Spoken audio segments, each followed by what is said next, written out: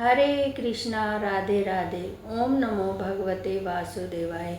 भगवान विष्णु और माता लक्ष्मी की आप पर सदैव कृपा बनी रहे। तो आज इस वीडियो में जानेंगे सत्यनारायण भगवान की संपूर्ण व्रत कथा और अंत में सुनेंगे आरती। सत्यनारायण भगवान व्रत कथा का पाठ करने से व्यक्ति को 1000 यज्ञ करने के बराबर पुण्य फल की प्राप्ति होती है। सत्यनारायण भगवान व्रत कथा में भगवान विष्णु के सत्य स्वरूप के बारे में बताया गया है। इस व्रत का पाठ करने से घर में सुख समृद्धि का वास होता है और भगवान विष्णु की कृपा बनी रहती है। एक समय की बात है, नैमिषारण्य तीर्थ में शौनकादि 88,000 ऋषियों ने श्री सूत जी से पूछा, हे प्रभु, इस कलयुग में वेद विद्या रहित मनुष्य को प्रभु भक्ति किस प्रकार मिल सकती है तथा उनका उद्धार कैसे हो सकता है? कृपया करके आप मुझे बताइए। पुण्य मिले और मनवांछित फल भी मिल जाए। इस प्रकार की कथा सुनने की हम इच्छा रखते हैं। सर्वशास्त्रों के ज्ञाता सूत जी बोले, हे विष्णु, मैं पूज्य आप सभी ने प्राणियों के हित की बात पूछी है, इसलिए मैं एक ऐसे श्रेष्ठ व्रत का आप लोगों को बताऊंगा जिसे नारद जी ने लक्ष्मी नारायण जी से पूछा था और लक्ष्मीपति ने मणि श्रेष्ठ नारद जी से कहा था। तो आप इसे ध्यान से सुनिए। एक समय की बात है, योगीराज नारद जी दूसरों के हित के इच्छा के लिए अनेक लोकों में घूमते हुए मृत्युलोक में आ पहुँचे। यहाँ उन्होंने अनेक योनियों में जन्मे प्राय सभी मनुष्यों को अपने कर्मों द्वारा अनेकों दुखों से पीड़ित देखा। उनका दुख देखकर नारद जी सोचने लगे, कैसे यत्न किया जाए जिसके करने से निश्चित रूप से मानव के दुख का अंत हो जाए। इसी विचार पर मनन करते हुए वह विष्णु लोक में गए। वहाँ वह देवताओं के इस नारायण की स्तुति करने लगे, जिनके हाथों में शंख चक्र गदा और पद थे, गले में वरमाला पहने हुए थे। स्तुति करते हुए नारद जी बोले, हे भगवान, आप अत्यंत शक्ति से संपन्न हैं। मन तथा वाणी भी आपको नहीं पा सकती। आपका आदि मध्य तथा अंत नहीं है। निर्गुण स्वरूप सृष्टि के कारणों भक्तों के दुख को दूर करने वाले हैं। आपको मेरा नमस्कार है। नारद जी की स्तुति सुन विष्णु भगवान बोले, हे मुनि श्रेष्ठ, आपके मन में क्या बात है? आप किस काम के लिए पधारे हैं, इस निसंकोच कहो। इस पर नारद जी बोले कि मृत्यु लोक में अनेक योनियों में जन्मे मनुष्य अपने कर्मों के द्वारा अनेकों दुख से दुखी हो रहे हैं। हे नाथ, आप मुझ पर दया रखते हैं तो बताइए कि जो मनुष्य थोड़े प्रयास से ही अपने दुखों से कैसे छुटकारा पा सकता है। श्री हरि बोले, हे नारद, मनुष्यों की भलाई के लिए तुमने अच्छी बात पूछी है, जिसके करने से मनुष्य मोह से छूट जाता है, और वह बात मैं कहता हूँ उसे सुनो। स्वर्गलोक व मृत्युलोक दोनों में एक दुर्लभ उत्तम व्रत है जो पुण्य देने वाला है। आज प्रेम वश होकर मैं इसे तुमसे कहता हूँ। श्री सत्यनारायण भगवान का यह व्रत अच्छी तरह विधान पूर्वक करके मनुष्य तुरंत ही सुख भोग कर मरने से पहले मोक्ष को प्राप्त करता है। श्री हरि के वचन सुन नारद जी बोले कि उस व्रत का फल क्या है और इसका विधान क्या है? यह व्रत किसने किया था? इस व्रत को किस दिन करना चाहिए? सभी कुछ विस्तार से बताएं। नारद जी की बात सुनकर श्री हरि बोले, यह व्रत दुख शोक को दूर करने वाला, सभी स्थानों पर विजय दिलाने वाला है। मानव को भक्ति व श्रद्धा के साथ शाम को श्री सत्यनारायण की पूजा धर्म परायण होकर ब्राह्मणों व बंधनों के साथ करनी चाहिए। भक्ति भाव से ही नैवेद्य केले का फल, घी, दूध, गेहूं का सवाया ले। गेहूं के स्थान पर साठी का आटा, शक्कर तथा गुड़ लेकर वह सभी भरण योग्य पदार्थों को मिलाकर भगवान को भोग लगाएं। ब्राह्मणों सहित बंधु बांधवों को भी भोजन कराएं। उसके बाद स्वयं भोजन करें। भजन कीर्तन के साथ भगवान में लीन हो जाए। इस तरह से सत्यनारायण भगवान का यह व्रत करने पर मनुष्य की सारी इच्छाएं निश्चित रूप से पूरी होती हैं। इस कलिकाल और कलयुग में मृत्युलोक में मोक्ष का यही एक सरल उपाय है। श्री सत्यनारायण व्रत कथा का पहला अध्याय मैं आपको सुनाती हूँ। सूत जी बोले, हे ऋषियों, जिससे पहले समय में इस व्रत को किया था उसका इतिहास कहता हूँ, तुम ध्यान से सुनो। सुंदर काशीपुरी नगरी में एक अत्यंत निर्धन ब्राह्मण रहता था। भूख प्यास से परेशान वह धरती पर घूमता रहता था। ब्राह्मणों से प्रेम करने वाले भगवान एक दिन ब्राह्मण का वेश धारण करके उसके पास जाकर पूछा, हे विप्रिय, नित्य दुखी होकर तुम धरती पर क्यों घूमते हो? दीन ब्राह्मण बोला, मैं निर्धन ब्राह्मण हूँ, भिक्षा के लिए धरती पर घूमता हूँ। हे भगवान, यदि आप इसका कोई उपाय जानते हो तो मुझे बताइए। वृद्ध ब्राह्मण कहता है, सत्यनारायण भगवान मनोवांछित फल देने वाले हैं, इसलिए तुम उनका पूजन करो। इसे करने से मनुष्य के सभी दुख से मुक्त हो जाता है। वृद्ध ब्राह्मण मनकर आए सत्यनारायण भगवान उस निर्धन ब्राह्मण को व्रत का सारा विधान बताकर अंतर्ध्यान हो गए। ब्राह्मण ही मन मन सोचने लगा, जिस व्रत को वृद्ध ब्राह्मण कहने को गया था उसे जरूर करूँगा। यह निश्चय करके उसे रात में नींद नहीं आई। वह सवेरे उठकर सत्यनारायण भगवान के व्रत का निश्चय कर भिक्षा के लिए चला गया। उस निर्धन ब्राह्मण को भिक्षा में बहुत धन मिला, जिससे वह बंधु बांधवों के साथ मिलकर श्री सत्यनारायण भगवान का व्रत संपन्न किया। भगवान सत्यनारायण का व्रत संपन्न करने के बाद निर्धन ब्राह्मण सभी दुखों से छूट गया और अनेक प्रकार की विपत्तियों से मुक्त हो गया। उसी समय से वह ब्राह्मण हर माह इस व्रत को करने लगा। इस तरह से सत्यनारायण भगवान के व्रत को जो मनुष्य करेगा वह सभी प्रकार के पापों से छूटकर मोक्ष को प्राप्त होगा। जो मनुष्य इस व्रत को करेगा वह भी सभी दुखों से मुक्त हो जाएगा। सूत जी बोले, इस तरह से नारद जी से नारायण जी का कहा हुआ श्री सत्यनारायण व्रत को मैंने तुमसे कहा। हे विप्रिय, मैं अब और क्या कहूँ? ऋषि बोले, हे मुनिवर, इस संसार उस विप्रिय से सुनकर किस किस ने इस व्रत को किया, हमें इस बात को सुनना चाहते हैं, जिसके लिए हमारे मन में श्रद्धा का भाव है। सूत जी बोले, हे मुनियों, जिस जिसने इस व्रत को किया है वह सब सुनो। एक समय वही विप्रिय धन व ऐश्वर्य के अनुसार अपने बंधु बांधवों के साथ उस व्रत करने को तैयार हुआ। उसी समय एक लकड़ी बेचने वाला बूढ़ा आदमी आया और लकड़ियां बाहर रखकर अंध ब्राह्मण के घर में गया। भूख से दुखी व लकड़हारा उसे व्रत करता देखा।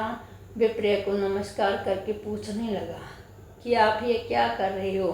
तो उन्होंने बताया कि व्रत कर रहा हूँ तथा इसे करने से क्या फल मिलेगा, कृपया मुझे बताइए। ब्राह्मण ने कहा कि सभी मनोकामनाओं का पूर्ण करने वाला यह सत्यनारायण भगवान का व्रत है। इसकी कृपा से ही मेरे घर में धन आदि की वृद्धि हुई है। विप्रिय से सत्यनारायण व्रत या के बारे में जानकर लकड़हारा बहुत प्रसन्न हुआ। चरणामत लेकर वह प्रसाद खाने के बाद वहां अपने घर चला गया। लकड़हारे ने अपने मन में संकल्प किया कि आज लकड़ी बेचने से जो धन मिलेगा उसी से श्री सत्यनारायण भगवान का उत्तम व्रत करूँगा। मन में इस विचार को लेकर बूढ़ा आदमी सिर पर लकड़ियाँ रखकर उस नगर में बेचने गया जहाँ धनी लोग ज़्यादा रहते थे। उस नगर में उसे अपनी लकड़ियों का दाम पहले से 4 गुना अधिक मिला। बूढ़ा प्रसन्नता के साथ दाम लेकर केले, शक्कर, घी, दूध, दही, आटे का श्री सत्यनारायण भगवान के व्रत की अन्य सामग्रियाँ लेकर अपने घर गया। वहाँ उसने अपने बंधु बांधवों को बुलाकर विधि विधान से श्री सत्यनारायण भगवान का पूजन और व्रत किया। इस व्रत के प्रभाव से वह बूढ़ा लकड़हारा धन पुत्र आदि से युक्त होकर संसार के समस्त सुख भोग कर अंतकाल में बैकुंठ धाम चला गया। सूत जी बोले, हे श्रेष्ठ मुनियों, अब आगे की कथा सुनाता हूँ। पहले समय में उल्कामुख नाम का एक विद्वान राजा था। वह सत्यव्रता और जितेंद्रिय था। प्रतिदिन देव स्थानों पर जाता और निर्धनों को धन देकर उनके कष्ट को दूर करता था। उसकी पत्नी कमल के समान मुख वाली सती साध्वी थी। भद्रसी नदी के तट पर उन दोनों ने श्री सत्यनारायण भगवान का व्रत किया। उसी समय साधु नाम का एक वैश्य आया। उसके पास व्यापार करने के लिए बहुत सा धन भी था। राजा को व्रत करते देखकर विनय के साथ पूछने लगा, हे राजन, भक्ति भाव से पूर्ण होकर आप यह क्या कर रहे हैं? मैंने सुनने की इच्छा रखता हूँ, तो आप मुझे बताइए। राजा बोला, हे साधु, अपने बंधु बांधवों के साथ पुत्रादि की प्राप्ति के लिए सर्वशक्तिमान सत्यनारायण भगवान का व्रत व पूजन कर रहा हूँ। हे राजन, आप मुझे इस व्रत का सारा विधान कहिए। आपकी कथा के अनुसार मैं इस व्रत को करूँगा। मेरी भी संतान नहीं है और इस व्रत को करने से निश्चित रूप से मुझे संतान की प्राप्ति होगी। राजा से व्रत का सारा विधान सुनकर व्यापार से निर्मित होकर वह अपने घर गया। साधु वैश्य ने अपनी पत्नी को संतान देने वाले इस व्रत का वर्णन कह सुनाया और कहा कि जब मेरी संतान होगी तब इस व्रत को करूँगा। साधु ने इस तरह के वचन अपनी पत्नी लीलावती से कहे। एक दिन लीलावती पति के साथ आनंद होकर सांसारिक धर्म से निर्मित होकर सत्यनारायण भगवान की कृपा से गर्भवती हो गई। 10वें महीने में उनके गर्भ में एक सुंदर कन्या ने जन्म लिया। दिनों दिन वह ऐसे बढ़ने लगी जैसे शुक्ल पक्ष का चंद्रमा बढ़ता है। माता पिता ने अपनी कन्या का नाम कलावती रखा। एक दिन कलावती ने मीठे शब्दों में अपने पति को याद दिलाया कि आपने सत्यनारायण भगवान को जिस व्रत को करने का संकल्प किया था उसे करने का समय आ गया है, तो आप इस व्रत को करिए। साधु बोला, हे विप्रिय, इस व्रत को मैं उसके विवाह पर करूँगा। इस प्रकार अपनी पत्नी को आश्वासन देकर वह नगर को चला गया। कलावती पिता के घर में रह वृद्धि को प्राप्त हो गई। साधु ने एक बार नगर में अपनी कन्याओं को सखियों के साथ देखा तो तुरंत ही दूत को बुलाया और कहा कि मेरी कन्या की योग्य वर देख कर आओ। साधु की बात सुनकर दूत कंचन नगर में पहुंचा और वहां देखभाल कर एक लड़की के योग्य वाणिक पुत्र को ले आया। योग्य लड़की को देखकर साधु ने बंधु बांधवों को बुलाकर अपनी पुत्री का विवाह कर दिया। लेकिन दुर्भाग्य की बात यह है कि साधु ने अभी भी सत्यनारायण भगवान का व्रत नहीं किया था। इस पर श्री सत्यनारायण भगवान क्रोधित हो गए और श्राप दिया कि साधु को अत्यंत दुख मिले। इस कार्य में इस कुशल साधु बनिया जमाई को लेकर समुद्र के पास स्थित होकर रत्नासारपुर नगर में गया। वहां जाकर दामाद ससुर दोनों मिलकर धर्मकेतु राजा के नगर में व्यापार करने लगे। एक दिन भगवान सत्यनारायण भगवान की माया से एक चोर राजा का धन चुराकर भाग रहा था। उसके राजा के सिपाहियों को अपना पीछा करते देखा। चुराया हुआ धन वहां रख दिया जहां साधु अपने जुमाई के साथ ठहरा हुआ था। राजा के सिपाहियों ने साधु वैश्य के पास राजा का धन पड़ा देखा। वह ससुर जुमाई दोनों को बांधकर प्रसन्नता से राजा के पास ले गया और कहा कि उन दोनों को चोर हम पकड़ लाए हैं, आप आगे की कार्रवाई की आज्ञा दें। राजा की आज्ञा से उन दोनों को कठिन कारावास में डाल दिया गया और उनका सारा धन भी छीन लिया गया। श्री सत्यनारायण भगवान से श्राप से साधु की पत्नी भी बहुत दुखी हुई। घर में जो धन रखा था उसे चोर चुरा कर ले गए। शारीरिक तथा मानसिक पीड़ा व भूख प्यास से अति दुखी अन्न की चिंता में कलावती के ब्राह्मण के घर गई। वहाँ उसने श्री सत्यनारायण भगवान का व्रत होते देखा। फिर कथा भी सुनी और प्रसाद ग्रहण कर रात को घर वापस आई। माता के कलावती से पूछा कि हे पुत्री, अब तक तुम कहाँ थी, तेरे मन में क्या है? कलावती ने अपनी माता से कहा, हे माता, मैं एक ब्राह्मण के घर श्री सत्यनारायण भगवान का व्रत देखा है। कन्या के वचन सुन लीलावती भगवान के पूजन की तैयारी करने लगी। लीलावती ने परिवार बंधुओं सहित श्री सत्यनारायण भगवान का पूजन किया और उनके वर मांगा कि मेरा पति तथा जमाई शीघ्र आ जाए। साथ ही वह प्रार्थना की कि हम सब का अपराध क्षमा करें। श्री सत्यनारायण भगवान इस व्रत से संतुष्ट होकर राजा चंद्रकेतु को सपने में दर्शन देकर कहा कि हे राजन, तुम उन दोनों वेश्याओं को छोड़ दो और तुमने उनका धन जो लिया है उसे वापस कर दो। अगर ऐसा नहीं किया तो मैं तुम्हारा धन, राज्य, संतान सभी को नष्ट कर दूंगा। राजा को यह कहकर वह अंतर्ध्यान हो गई। प्रातःकाल सभा में राजा ने अपना सपना सुनाया। फिर बोले कि वाणी पुत्रों को कैद से मुक्त करके सभा में लाओ। दोनों आते ही राजा को प्रणाम किया, साथ ही मीठी वाणी में बोले, हे महान भाऊ, भाग्यवश ऐसा कठिन दुख तुम्हें प्राप्त हुआ है, लेकिन अब तुम्हें कोई बहन नहीं है। ऐसा कहकर राजा ने उन दोनों को नए वस्त्र आभूषण पहनाए और जितना धन उनका लिया था उसे दुगना धन वापस कर दिया। दोनों वैसे अपने घर को चले गए। सूत जी बोले, वैश्य ने मंगलाचार कर अपनी यात्रा प्रारंभ की और अपने नगर की ओर चल दिए। उनकी थोड़ी दूर जाने पर एक दंडी वेशधारी श्री सत्यनारायण ने उनसे पूछा, हे साधु, तेरी नाव में क्या है? अभिवाणी वणिक हंसता हुआ बोला, हे दंडी, क्या पूछते हो? क्या धन लेने की इच्छा है? मेरी नाव में तो बेल पत्ते भरे हुए हैं। वैसे के कठोर वचन सुन भगवान बोले, तुम्हारा वचन सत्य हो। दंडी ने ऐसे वचन करके वहां से दूर चले गए। कुछ दूर जाकर समुद्र के किनारे बैठ गए। दंडी के जाने के बाद साधु वैश्य ने नित्य क्रिया के पश्चात नाव को ऊंची उठते देखकर अचंभा माना और नाव में बेलपत्ते आदि इस पर मूर्छित होकर जमीन पर गिर पड़ा।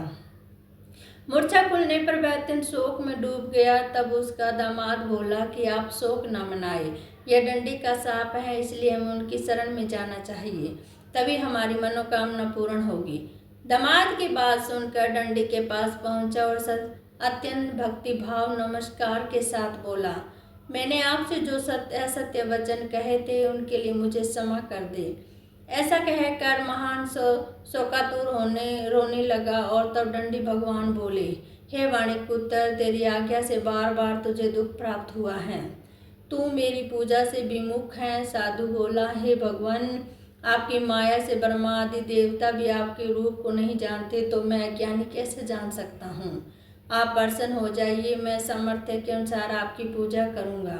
मेरी रक्षा करो, पहले के समान नौका में धन भर दो। साधु वैश्य के भक्ति पूर्व वचन सुनकर भगवान प्रसन्न हो गए और उनकी इच्छा के अनुसार वरदान देकर अंतर्ध्यान हो गए। ससुर जमाई जब नाव में आए तो नाव में धन से भरी हुई थी। फिर वहीं अपने साथियों के साथ सत्यनारायण भगवान का पूजन करके अपने नगर को चल दिए। जब नगर के नज़दीक पहुँचे तो साधु को घर में खबर करने के लिए भेज दिया। दूत साधु की पत्नी को प्रणाम करके कहता है कि मालिक अपने दामाद सहित नगर के निकट आ गए हैं।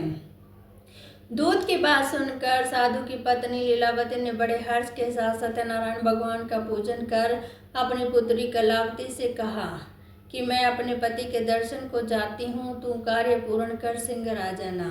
माता के ऐसे वचन सुनकर कलावती जल्दी से प्रसाद छोड़कर अपने पति के पास चली गई।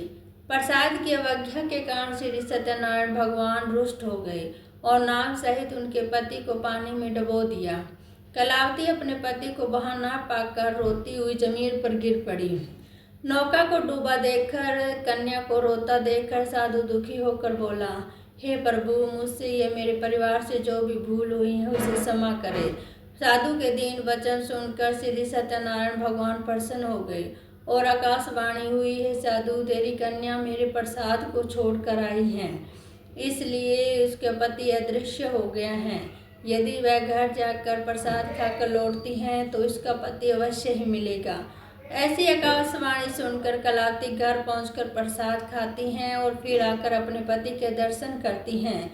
इसके बाद साधु अपने बंधु बांधवों सहित श्री सत्यनारायण भगवान का विधि विधान से पूजन करता है। इस लोक को सुख भोग कर अंत में सर्वलोक को जाता है।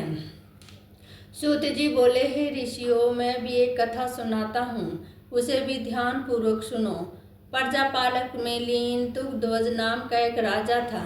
उसने भी भगवान का प्रसाद त्याग कर बहुत ही दुख सहन किया। एक बार वन में जाकर वन्य पशुओं को मारकर बड़ के पेड़ के नीचे आया और वहां अपने ग्वालों को भक्ति भाव से अपने बंधुओं सहित सत्यनारायण भगवान का पूजन करते देखा।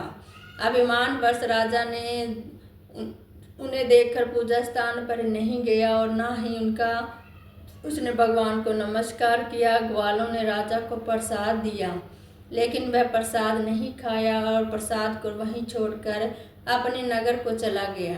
जब वह नगर में पहुंचा तो सब कुछ तहस नहस हुआ पाया। वह सिंगरी समझ गया कि यह सब भगवान ने ही किया है। वह दोबारा ग्वालों के पास पहुंचा और विधि पूर्वक पूजा करके प्रसाद खाया तो श्री सत्यनारायण भगवान की कृपा से सब कुछ पहले जैसा हो गया। दीर्घकाल तक सुख भोगने के बाद मरणोपरांत उसे सरलोक की प्राप्ति हुई। जो मनुष्य परम दुर्लभ व्रत को करेगा, भगवान सत्यनारायण की अनुकंपा से उसे धन धान की प्राप्ति होगी। निर्धन धनी हो जाता है, भयमुक्त जीवन जीता है। संतानहीन मनुष्य को संतान सुख मिलता है और सारे मनोरथन पूर्ण होने पर मानव अंतकाल में वैकुंठ धाम को जाता है। सूत जी बोले, जिसने पहले इस व्रत को किया उसके दूसरे जन्म की कथा कहता हूँ। व्रत सतानंद ब्राह्मण सुदामा का जन्म लेकर मोक्ष की प्राप्ति की। लकड़हारे ने अगले जन्म में निषाद बनकर मोक्ष प्राप्त किया। उल्कामुख राजा का नाम दशरथ होकर वैकुंठ को गए। साधु नाम के वैश्य ने मोर ध्वज बनकर अपने पुत्र को आरे से चीर कर मोक्ष पाया। महाराज दुग्ध्वज ने स्वयं भू होकर भगवान भक्ति युक्त होकर कर्म मोक्ष पाया। श्री सत्यनारायण भगवान के पांचों दान संपूर्ण होते हैं। सब मिलकर बोलो, श्री सत्यनारायण भगवान की जय हो, माता लक्ष्मी की जय हो। सुनेंगे सत्यनारायण भगवान जी की आरती। ओम जय लक्ष्मी रमणा स्वामी, जय लक्ष्मी रमणा।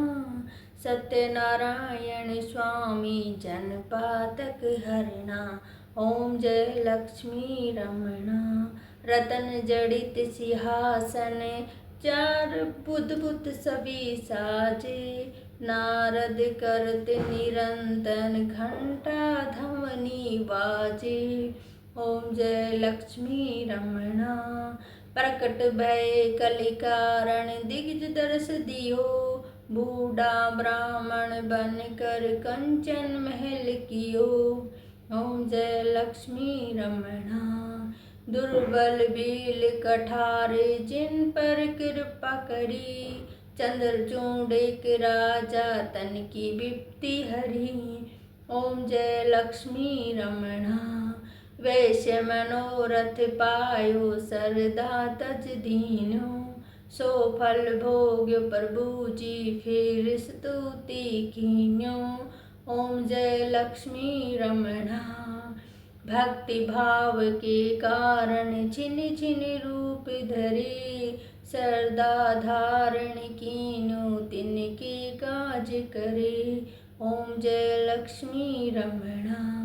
ग्वाल बाल संग राजा, वन में भक्ति करी। मन वांछित फल दियो, दीन दयाल हरि। ओम जय लक्ष्मी रमणा। चढ़ते प्रसाद सवायो, के दली फल मेवा। धूप दीव तुलसी से, राजी हो सत्य देवा। ओम जय लक्ष्मी रमणा। श्री सत्यनारायण जी की आरती जो कोई नर गावे। रिद्धि सिद्धि सुख संपत्ति सहज रूप पावे। ओम जय लक्ष्मी रमणा। ओम जय लक्ष्मी रमणा। स्वामी जय लक्ष्मी रमणा। सत्यनारायण स्वामी जनपातक हरणा। ओम जय लक्ष्मी रमणा। ओम जय लक्ष्मी रमणा। श्री सत्यनारायण भगवान की जय।